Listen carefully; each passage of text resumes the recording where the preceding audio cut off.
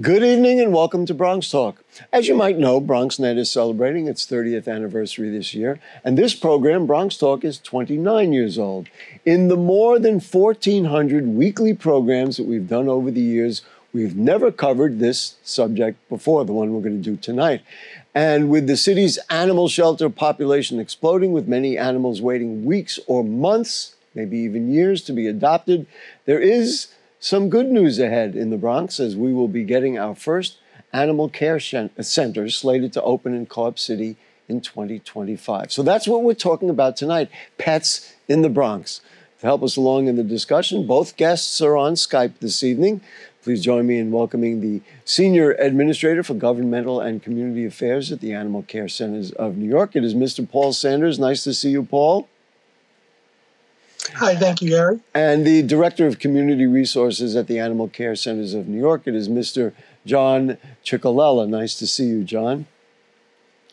Thanks for having us today. Paul, let's start with you. But I thought it would be interesting for people watching to know how you got interested in pets. Are you a pet? So we'll start with you, Paul. Are you a pet owner? Was it just always an interest? Did a neighbor have a pet? How did you get involved with it? And then, of course, ultimately becoming the Senior Administrator for Governmental Affairs. Sure. So I've always had a lifelong affair with pets. I love them, always had them. My family, when I was growing up, we always had cats and dogs. My stepfather was a licensed breeder for Rottweilers, so we always had animals around the house. When I got older, I did some jobs, but then the opportunity came along to be able to apply and get accepted to work for animal care centers in New York City, which was a dream. I spent 5 years as one of the care center managers with ACC before transitioning into this role. I have 6 pets at home, 3 cats, 3 dogs, all of them rescue. 5 of the 6 came from ACC. I do have one, my oldest is a 17-year-old Maltese who came from a rescue in Virginia. So that's me in a nutshell. And we're going to get John to answer a similar question. What is it about the animals that has been so compelling for you? Why? Yes, there's a lot of things around my house when I was growing up that I don't particularly say, well, I'm going to love to do this. What is it about being with these animals and caring for them and helping others care for them that drives you? It's just the unconditional love, and how no matter what my day is, they're always there to brighten me up and make me smile. When I walk in the door, they're there greeting me. When I go to bed at night, they're laying next to me. When I wake up in the morning, they're also there saying, hey, another day with me, which is always just wonderful. It makes me feel great knowing. There you go. You've inspired, I think, all of us right now because of your love for animals, which is what you do for a living. John, similar kind of question for you. How long have you been a fan or friend to animals, and why have you been so involved? Yeah, so I entered animal welfare through the rescue community. I started a dog rescue back in 2015 in Rochester, New York. It was a foster-based organization.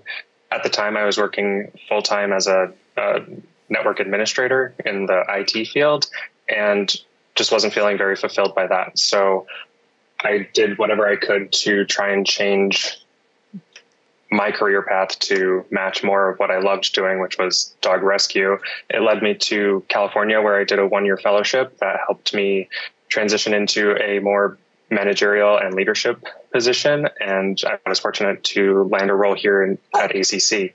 I started as the senior manager of foster and adoptions, where I started 2 weeks before COVID shut everything down. So that was an insane time where we got a ton of animals into foster homes. And then about a year and a half later, there was a vacancy for the community resources role, and here you are. I jumped at it. Would you answer, we don't have to repeat the same things Paul said, but would you answer similarly to the question of why that Paul answered? Just said, they're always there, they're always positive, they make me feel better. They crawl into bed with me. I mean, would you answer the same way? Yeah, I mean, very similarly. And for animals that are in rescues or shelters, they need somebody. And it's nice to be able to provide that for an animal in need. There you go. Let's just do some numbers so we can, and so many people have pets. Let's see, the New York City EDC said there are about 1.1 million cats and dogs in New York City, 600,000 dogs, 500,000 cats. That's a lot. Pretty much 1 to every 3 homes. But on the downside, the city's shelter population has exploded. Many animals waiting weeks or months, as I mentioned, without being adopted. The Times ran a story that said too many cats, too few vets. The New York City animal shelters are bursting. We have a full page that puts some of the numbers. This shows how it's gotten worse in a way. In 2022, there were 3,900 cats and almost 2,000 dogs that had been taken in. And look how the numbers have grown. That's about a 33% rise of cats and dogs in 2023. What's the problem now? We'll start with you, Paul. What is the problem with so many animals now? Why do we have them? And why is it creating such a burden, certainly on the animals, but on the shelters as well? Sure. So one of the things is ACC is an open admission shelter. So we will take whatever is brought to us without turning anyone away. Sure, we ask to make appointments, stuff like that, to make it easier. But when an animal comes to us, it comes in, and it comes in for various different reasons. And we see a lot of times that, it's people through circumstances that is beyond what they can be capable of handling at that point. No one ever gets a pet to say, well, one day I'm going to have to surrender this pet. Things that they have to unexpectedly move for work, or they have to move to a different residence. And as we know, in New York City, not every place, allows pets. So we do see that. Obviously, inflation has been an issue as well. So providing food and vet care, things to make sure that your pet is taken care of. People bring animals into their homes to love them and take care of them. And sometimes they realize they might not have the necessary resources at hand to do that. So they'll come to us. Let me just interject about that. So it's the human social conditions, which are economic and maybe health, maybe job related, maybe family related, or other things that happen.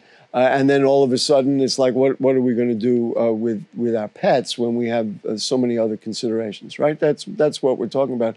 I think there was another article recently that talked about the rents that they charge for pet ownership in many buildings are a lot higher than the rents they charge if you don't have pets, and that, I guess, would be yet another reason. You guys, Paul, you guys ran a Clear the Shelters event as recently this past weekend.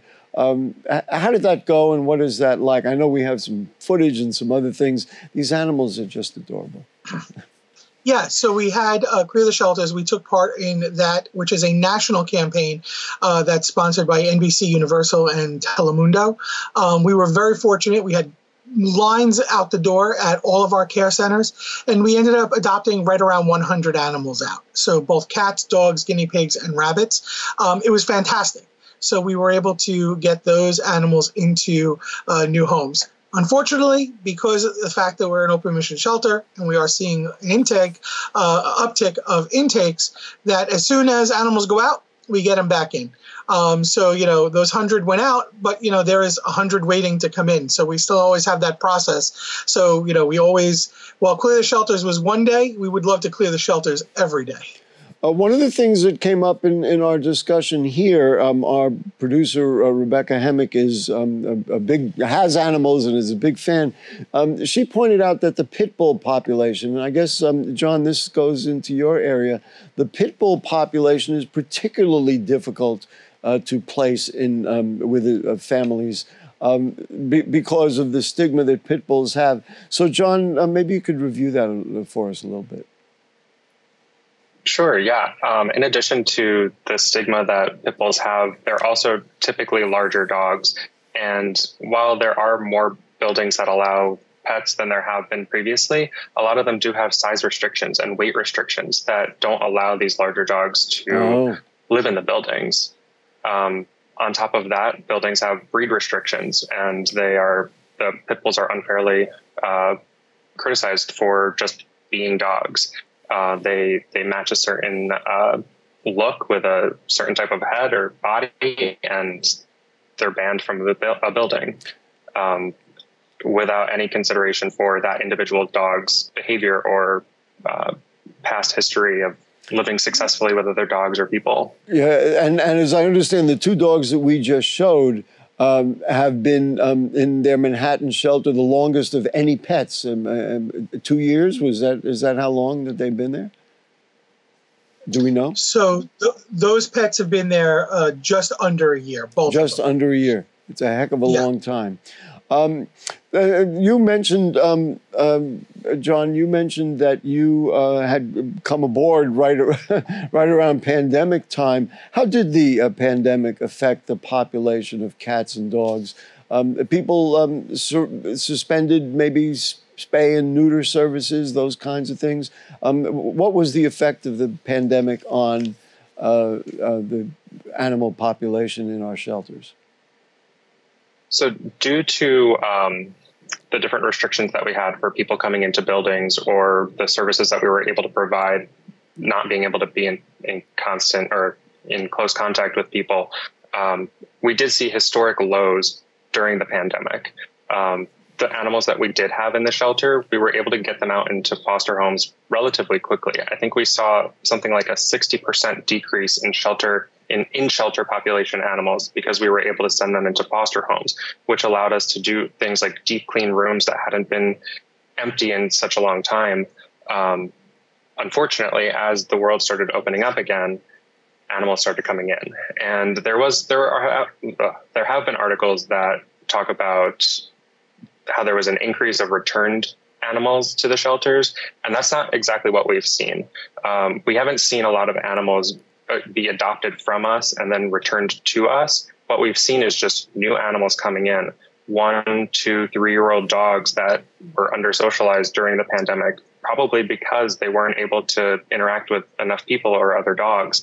And now those dogs are coming in with behavior issues. And those are more challenging dogs to get out of the shelter right now. Wow, fascinating. Mr. Sanders, let's just talk a little bit about services in the Bronx. You were telling me about the East Fordham Road Center. Let's just talk about what we have, and then, of course, we can boast a little bit about what's coming to the Bronx, and I know a lot of people fought very hard to make that happen. But let's just talk about the existing services so people will know what to do. So if I may, Gary, I'd like to pass it over to John, because John's team is one that really does the bulk of the work in the Bronx. Absolutely, Mr. Cicolella. The floor is yours. Thank you. So, I'm the Director of Community Resources. So I handle all of our community-focused programs, like our Community Pets program, which provides free pet food pantries, free spay-neuter clinics, free vaccine and microchip clinics, free wellness clinics, and anything that we can offer to help people keep their pets. Because the best way for us to keep our population low is to help people not have to surrender their animals. And like we were talking earlier, as we see an increase of housing insecurity, inflation, and other economic hardships, providing those resources to the community is how we're going to be able to manage this population crisis that we're facing. But you're looking Well, let me just interject. You're looking at 1.4 million people, and we just estimated at the top of the show that 1 out of every 3 families have pets, and we have one facility in East Fordham Road. You got to be one of the busiest people in New York, like it or not. Yes, we do so much for the community. In 2022, we held 12 of those clinics that I talked about. We got over 1,000 pets vaccinated. Over 500 of them were microchipped. Over 300 of them were spayed and neutered. So we're doing everything that we can to prevent the overpopulation. And it's a big job, but we're here for it, and we're happy to start moving into the Bronx to provide more. So I don't forget, at the beginning, just before we did the show, you mentioned there were 3 items you wanted to tell pet owners about. Do it. Again, the floor is yours. Let's make sure everybody's properly informed. Yeah, thank you. It is so important to express that people should really do whatever they can to get their pets vaccinated and microchipped. And we provide those vaccines for free and those microchips for free. What that's going to do is keep your pets healthy. This past summer, we saw an outbreak of parvo, which is deadly to dogs. And we saw so many dogs come in sick that we were not able to help because they didn't get the proper vaccines when they needed to.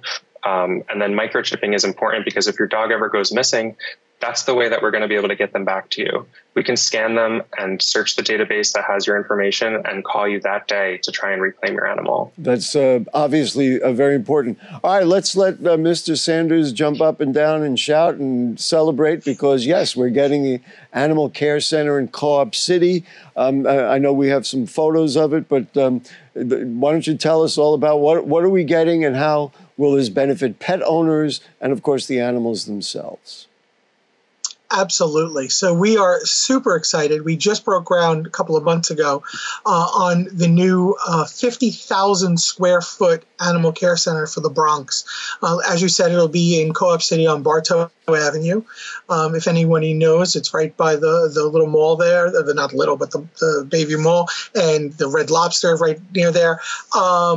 And it's going to have a lot of different things, but most importantly, it's going to be state-of-the-art. It's going to have a veterinary clinic involved in it. We'll be able to do admissions, adoptions. There'll be space for over 150 cats, over 75 dogs, rabbits, guinea pigs, and other types of species of animals will be able to be put in there. And then we listened to the community. We heard the feedback from the community, and we've also put a community space into the care center because there was a need for community space in the area. So we're putting that in the blueprints, and the plans are in there. Also, we're very excited the fact that, working with the New York City Department of Design and Construction, as well as the Department of Health, the building is LEED Silver certified, meaning that it has less environmental impact on the surrounding area. We'll have native plants. We'll have, low lighting, things like that. That will really, make this center a shining star for animal centers all over the country, right in the Bronx. It will be something that other places will look and say, wow, we want to mimic what's going on in the Bronx. And you told me that some of the other boroughs then will be moving resources to that center, which is also exciting. I mean, it's just a win-win-win. Listen, I want to do something right now that both I and me and Rebecca want to do, and that is show you our pets. I'm on TV all the time. My tortoise and my cat never get to be on TV, so let's take a look. We'll do that, and then we're going to see. So this is Mr. B, who is a Redfoot tortoise, and there he is. He's eating grapes. He does love his grapes. Do you guys, John, do you folks deal with animals like this? And I know you mentioned rabbits. See, here's the tortoise and the cat trying to get together, and I don't know how well that's going to work out. I don't think he ever made it up there. What about non-traditional pets? A lot of I don't know how many other people have tortoises like we have. But what about that, John? Do you see those animals? And these are Rebecca's animals, and I think she and her family are very proud right now. But anyway, John, let's just talk about non-traditional pets. Sure. Yeah. Like Paul mentioned, we are the city's only open admission shelter. So no matter what kind of animal it is, if someone doesn't want that animal or if the police have to remove it for some reason, it comes to us. So we get tortoises, we get alligators and wallabies and like you name it, we've seen it. When we do get those non-traditional animals, because we can only adopt out cats, dogs, guinea pigs, and rabbits, we work really closely with a very large network of rescue partners to safely get those animals into a better space. Wow. I just want to for the more exotic animals. I want to ask you about that. So I wasn't aware of that. So you're only allowed to adopt, say that again, dogs, cats, guinea pigs, and rabbits. Guinea pigs and rabbits. Oh. Well, my tortoise has a happy home, so I'm not overly worried about that. Paul, I wanted to mention one thing to you, and actually to both of you. There's a map out there that shows where the most dogs and cats are. And in fact, the zip code in the Bronx that has the most pet dogs in the Bronx is 10464, which is the northern and eastern part of the borough, ranked 11th of all the zip codes in the city. I guess that's why it made sense to put that Co-op City shelter there, right? So yes, so we worked with the Department of Health, the mayor's office, and this was a long time coming. It stemmed not just the Adams administration, but also the de Blasio administration before. Working with members of the city council and community boards, like I said, we listened and we found the place that was going to have the biggest impact. And while there were some people in the community who wanted it elsewhere, that was the place that all parties involved decided to put the care center because it would have a big impact on location where people would be able to come to us. We generally right now, everyone has to go to Manhattan or the Resource Center on Fordham Road. So this will help with alleviate some of that travel concerns from those areas in the north and the east. And if in fact that's the area of the Bronx that has more dogs than anywhere else, it would certainly be logical that it'd be there. I want to talk a little bit about, because this is another very big issue. I mean, me as a pet owner, and I'm sure all the other pet owners, is cost and cost of a vet. I don't know, Mr. Cicolella, are you best qualified to tell us how do you choose a vet? And, you know, the insurance, I mean, does it make sense to do insurance? So maybe you could kind of advise Bronx people on how to look at that for themselves and their pets. Yeah, it does pay off to have insurance for certain issues. I would say the best thing is to just price around. There isn't really a standard pricing structure for veterinarians. So if you feel that one quote that you get is just out of range, try another vet. And as a last resort, we're here for you. So we can always help work with clients that aren't able to afford veterinary care. We partner with several veterinarians throughout the city to try and provide more low-cost options, and then in even more emergent situations, we can sometimes pay the full bill for clients. Wow, that's very impressive. And how would people should just go into the center, or can they call or contact or email? What's the best way to get to that center? And then I'm just going to make the assumption that in 2025, when that center opens in Co-op City, a lot of those services will be able to be expanded. But for right now, I think this is important information, Mr. Cicolella. Just how do people get to you, and what should they do? Yeah, so the first step should be to just visit our website, nycacc.org. And from there, you can find more information about what to do if you're unable to afford any part of having a pet, whether it's food or emergency vet care. Our community pets team, our surrender prevention team, they're there to support anyone that needs help. And you mentioned that insurance makes sense. In some cases, what kinds of cases would it make sense? I mean, personally, if I was getting a puppy, I would I would lean towards getting insurance for that dog, because you never know what's going to come up throughout that puppy's lifetime. If you're adopting an older dog, I'm not sure that does make so much sense, because if there is a pre-existing health condition, an insurance company isn't going to cover that. Similar to I'm only humans. laughing because, of course, human beings, we deal with that all the time. That's I guess a part of the game. We're almost out of time. So, Mr. Sanders, let's just talk to you about another issue that's out there, and that is the vet shortage. Is this something that, I mean, you know, there's a lot of efforts for human doctors to, because we have medical shortages everywhere. What can be done? Where are we at as far as having enough veterinarians to do the work? So, you know, it's a national-wide shortage right now that we're seeing across the board, not just in shelters, but private practices as well. There's not enough veterinarians to go around. There's either people not going into the field or people who are in the field who, for whatever reason, are leaving the field. So, yes, there is a shortage right now. I will say this, the veterinarians we have here at Animal Care Centers in New York City are some of the most dedicated, hardworking veterinarians I've ever experienced. And I've dealt with a lot of veterinarians in my career and my life owning pets.